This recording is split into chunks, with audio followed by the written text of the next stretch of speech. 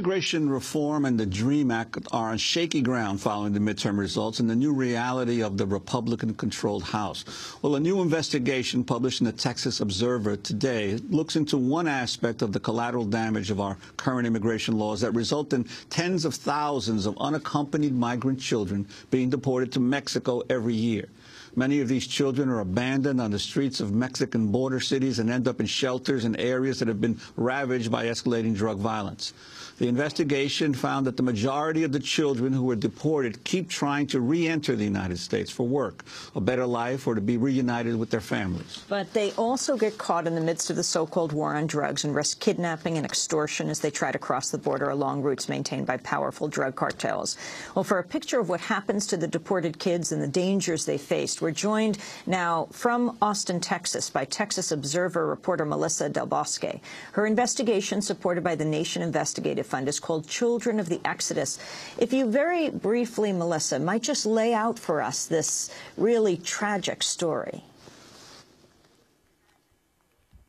Sure. Back in 2008, Mexican Congress issued a report that more than 90,000 children had been deported by U.S. authorities, and more than 13,000 of those kids were never reunited with their families. And when that report came out, it was initially what got me interested in going to Mexico and finding out what was happening to children after they were deported. And my findings were that they're basically caught up in this endless cycle of going through these shelters and trying to get back across the river to family members on the U.S. side. And what cities did you go into, and could you tell us about some of the stories that you uncovered? Sure. I went to Reynosa and Matamoros, which are on the Texas border across from the Texas cities of McAllen and Matamoros, Brownsville, I'm sorry. And I was working in shelters there that are run by Mexican Social Services. And the way that it works is that when U.S. Border Patrol returns Mexican children to the Mexican side of the border, they go into these government-run shelters. But what happens is that family members or smugglers take the children out of these shelters, and then they are returned to the streets, and they're caught up in this cycle of trying to get back across the border. So I talked to more than 20 children, a lot of teenagers, one 16-year-old boy that comes to mind. His family lives just, I think, 35 miles away on the U.S. side of the border, and he'd been trying to get across for 6 months and had been caught several times, and his stepfather is a U.S. citizen, so he would drive over to Mexico and give him money to pay the smugglers to try and come back across again, and he kept getting caught.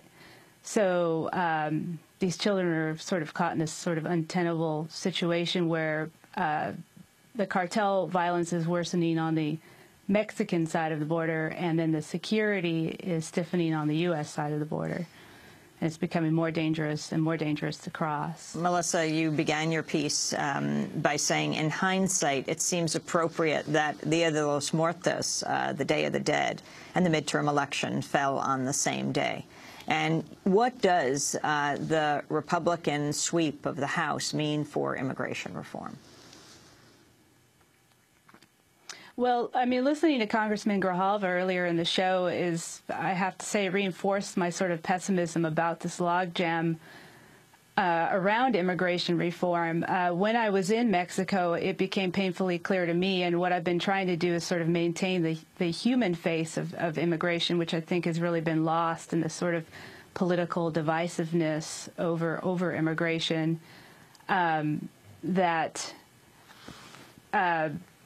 you know, there needs to be some sort of comprehensive immigration reform and some kind of family reunification process, because a lot of these kids I was talking to had family members who were either permanent residents or U.S. citizens, and there's millions of families in the United States right now that have mixed citizenship. So if there was some way that these children could be reunified in the United States through some sort of comprehensive immigration reform, it would make, I think, a huge difference and save lives. But I mean, listening to Congressman Grijalva and just the divisiveness that I saw during this midterm election, I'm pretty pessimistic. I want to end with Congressmember Grijalva. I wanted to end with Congressmember Grijalva, but play this ad that appeared in Nevada, which did get some attention, and ask you about it and where this means we go in the next 2 years. This November, we need to send a message to all politicians. If they didn't keep their promise on immigration reform, then they can't count on our vote. Democratic leaders must pay for their broken promises and betrayals. If we just go on supporting them again this November, they will keep playing games with our future and taking our vote for granted. Don't vote this November.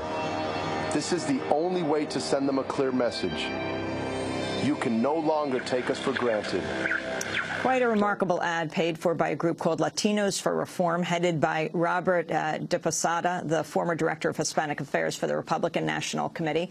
Congressmember Grijalva, we just have 30 seconds. The message, of course, don't vote.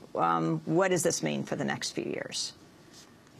Well, it's cynical, and what it means, though, is that I think Democrats and progressives in general have to do a better job of defining who's who in this whole immigration debate. The immigrants was used as a weapon through this whole midterm elections over and over again, and faceless, no identity to people.